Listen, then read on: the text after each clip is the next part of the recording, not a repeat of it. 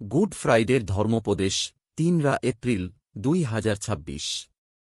যখন ভালোবাসা তোমার দিকে তাকায় তোমার ব্যর্থতার পর। ভাই ও বোনেরা, আমরা এইমাত্র আমাদের প্রভু যীশু খ্রিস্টের দুঃখভোগের বিবরণ শ্রবণ করলাম। এটি একটি দীর্ঘ, গুরুগম্ভীর এবং বেদনাদায়ক সুসমাচার। প্রতি বছর মণ্ডলী আমাদের আহ্বান জানায় একটু থমকে দাঁড়াতে এবং পুনরায় তা শ্রবণ করতে। এর কারণ এই নয় যে আমরা তা বিস্মৃত হয়েছি, বরং কারণ হল আমরা এখনও এর গভীরতা পুরোপুরি অনুধাবন করতে পারিনি। এই কাহিনীর কোনো এক অংশে আমরা এখনও উপস্থিত রয়েছি। আজ আসুন আমরা সরাসরি ক্রুশের দিকে ছুটে না যাই। তার পরিবর্তে চলুন আমরা এক অপেক্ষাকৃত শান্ত, নিভৃত এবং গভীর মানবিক মুহূর্তের পানে ধাবিত হই।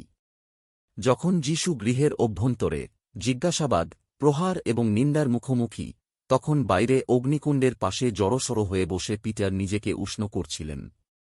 কেউ একজন তাকে প্রশ্ন করলেন, তুমি কি তাঁর শিষ্যদেরই একজন? পিটার উত্তর দিলেন, আমি নই। পুনরায়, আমি নই। তৃতীয়বারের মতো, আমি নই। পিটার জুডাস কিংবা প্রধান যাজকদের মতো কোনো শত্রু ছিলেন না। তিনি পিলাতের মতো দোদুল্যমান কোনো বিচারকও ছিলেন না। তিনি যীশুকে ভালোবাসতেন।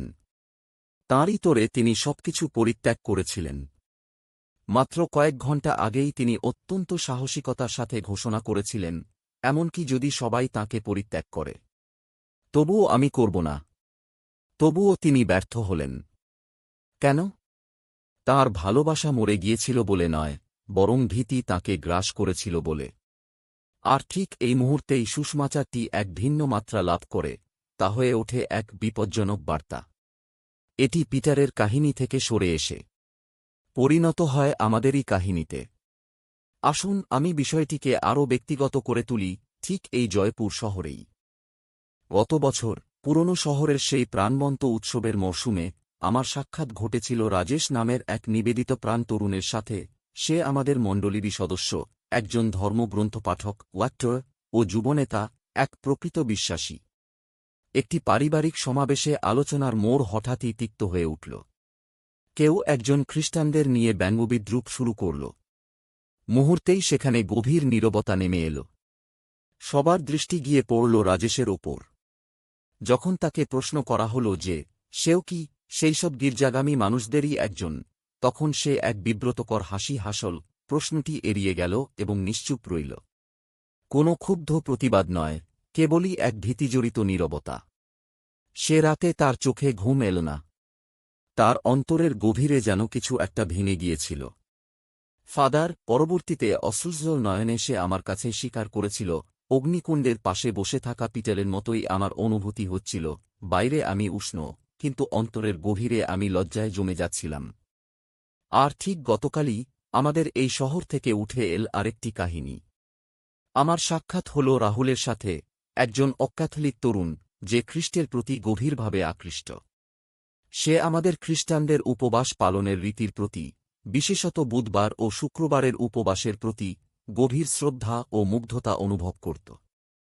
সে অত্যন্ত নিষ্ঠার সাথে ধর্মীয় রীতিনীতি পালন করতে শুরু করল এবং এমনকি বাপ্তিস্ম গ্রহণেরও ইচ্ছা প্রকাশ করল। কিন্তু রমজান মাসে একটি চাকরির সাক্ষাৎকারের সময় তাকে চকোলেট খেতে দেওয়া হল। সে অত্যন্ত বিনয়ের সাথে তা প্রত্যাখ্যান করে বলল, আমি খেতে পারব না, আমি প্রভুর উদ্দেশ্যে খ্রিস্টীয় রীতি মেনে দুপুর পর্যন্ত উপবাস করছি। তারা জিজ্ঞেস করল, তুমি কি মুসলিম? সে স্পষ্টভাবে উত্তর দিল, না, আমি খ্রিস্টীয় উপবাস পালন করছি, যা প্রভুর উদ্দেশ্যে উৎসর্গীকৃত একটি পূর্ণাঙ্গ দিন। তার এই সৎ ও দৃঢ় অবস্থানের মূল্য হিসেবে তাকে চাকরিটি হারাতে হল। ভাই ও বোনেরা, আপনারা কি এই বৈপরীত্যটি লক্ষ্য করেছেন? ভয়ে ও আতঙ্কে রাজেশ একেবারে নিশ্চল হয়ে গিয়েছিল। অন্যদিকে রাহুল দাঁড়িয়েছিল অত্যন্ত সাহসিকতার সাথে, যদিও জাগতিক মানদণ্ডে তাকে ব্যর্থ হিসেবেই গণ্য করা হয়েছিল। আমরা সবাই যেন সেই প্রাঙ্গণেই দাঁড়িয়ে আছি। আমরা যিশুকে অস্বীকার করি, কখনো মুখের কথায়, আবার প্রায়শই নীরবতার আড়ালে, কখনো আপোষের মাধ্যমে, আবার কখনো বা নিছক ভয়ের বশবর্তী হয়ে। আমরা সাহসিকতার চেয়ে আরামায়েশকেই বেশি প্রাধান্য দিই, সত্যের চেয়ে সামাজিক গ্রহণযোগ্যতাকেই বড় করে দেখি, আর বিশ্বাসের চেয়ে নিজেদের নিরাপত্তাকেই অধিক গুরুত্ব দিই। অথবা আমরা হয়তো সাহসের সাথে রুখে দাঁড়ানোর দুঃসাহস দেখাই, কিন্তু তবুও এই পৃথিবীর চোখে আমাদের কেবল ক্ষতিই বরণ করতে হয়। ঠিক তখনই পবিত্র শাস্ত্রের অন্যতম মর্মস্পর্শী একটি বাক্য উচ্চারিত হয়। প্রভু ঘুরে দাঁড়ালেন এবং পিতরের দিকে তাকালেন। একটু থামুন এবং সেই দৃষ্টির গভীরতা কল্পনা করার চেষ্টা করুন। সে কি ক্রোধের দৃষ্টি ছিল? না। তা কি হতাশার দৃষ্টি ছিল? না। তা কি তিরস্কার বা নিন্দার দৃষ্টি ছিল? না। যদি তাই হতো, তবে পিতর, কিংবা রাজেশ, অথবা রাহুল চিরতরে পালিয়ে যেত। কিন্তু তার পরিবর্তে পিতর বাইরে বেরিয়ে গেল এবং অঝরে কাঁদতে লাগল। সেই দৃষ্টি ছিল ভালোবাসার দৃষ্টি। এমন এক ভালোবাসা যা আপনার চরম ব্যর্থতাকেও প্রত্যক্ষ করে, অথচ মুখ ফিরিয়ে নেয় না। এমন এক ভালোবাসা যা আপনার গভীরতম দুর্বলতা সম্পর্কেও অবগত, তবুও আপনাকে আঁকড়ে ধরে রাখে। এটাই হল গুড ফ্রাইডে বা পুণ্য শুক্রবারের মূল মর্মবাণী। ক্রুশ কেবল যিশুর যন্ত্রণাদায়ক দুঃখভোগের স্থানই নয়, বরং সেই ক্রুশ থেকেই তিনি আমাদের দিকে তাকিয়ে থাকেন। তিনি সবকিছুই দেখতে পান, আমাদের পাপ, আমাদের বিশ্বাসঘাতকতা, আমাদের ভয়ভীতি, আমাদের নীরব অস্বীকার এবং সত্যের পক্ষে আমাদের সেই দুঃসাহসিক ও ঝুঁকিপূর্ণ অবস্থানগুলো। তিনি সেই মুহূর্তগুলোও দেখতে পান যখন আমরা আমাদের জীবন দিয়ে কার্যত ঘোষণা করি, আমি তাকে চিনি না। তবুও তিনি সেখানেই ক্রুশের সাথে বিদ্ধ হয়ে ঝুলে থাকেন। তিনি সেখান থেকে নেমে আসেন না। কেন? আর ঠিক এখানেই নিহিত রয়েছে এই বিশেষ দিনটির সেই বিস্ময়কর করুণা ও দয়া। যিশু এই কারণে মৃত্যুবরণ করেন না যে আমরা অত্যন্ত বিশ্বস্ত ও অনুগত, বরং তিনি মৃত্যুবরণ করেন এই কারণে যে আমরা বিশ্বস্ত নই। আর ঠিক এই কারণেই এই দিনটি একটি শুভ বা পুণ্য গড শুক্রবার হিসেবে পরিচিত। আমাদের ব্যর্থতাই কখনোই আমাদের গল্পের শেষ কথা নয়। পিতরের সেই অস্বীকারের ঘটনাটি তার জীবনের ইতি টেনে দেয়নি, বরং তা তাকে নিয়ে গিয়েছিল ক্ষমা, পুনরুজ্জীবন এবং পেন্টেক্সটের সেই পবিত্র অগ্নিশিখার দিকে। পরের রবিবারেই রাজেশ আবার ফিরে এসেছিল। কম্পিত হাতে ও কাঁপা কণ্ঠে তিনি বক্তৃতামঞ্চে দাঁড়ালেন এবং পুনরায় ঈশ্বরের বাণী পাঠ করলেন।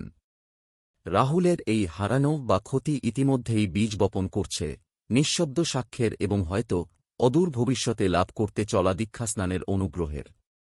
শুভ শুক্রবার কেবল নিখুঁত মানুষদের জন্য নয়, এটি তাদের জন্য যারা ক্ষতবিক্ষত ও ভগ্ন হৃদয়, তবুও যাদের তিনি গভীর ভালোবাসায় আগলে রাখেন। তাই আজ এখানে কেবল একজন দর্শক হয়ে দাঁড়িয়ে থাকবেন না, যিশুর জন্য কেবল করুণাই অনুভব করবেন না।